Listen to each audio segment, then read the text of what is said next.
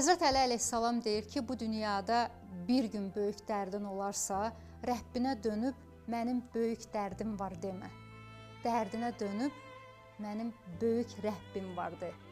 Allah Taala'nın göndərdiyi hər sıxıntıya, hər çətinliyə, gələn o böyük dalğaya hər zaman şükür edin.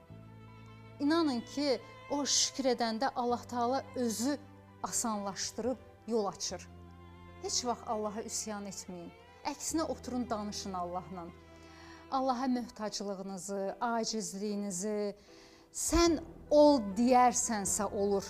O dua zamanı sənin dilindən o söz fəryadla çıxır, göyə çəkilir.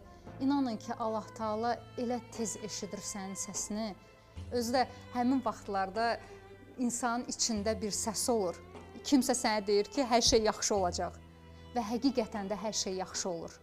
Ona görə də Allahın özü göndərdiyi o çətinliyi, sıxıntını hər zaman şükürlə qəbul edin, razılaşın. Allah Taala istəməsə olmur.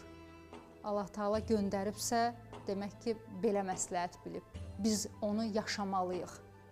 Ona görə də yalnız yaradan, yalnız təslimiyyət. Heç vaxt qopmayın.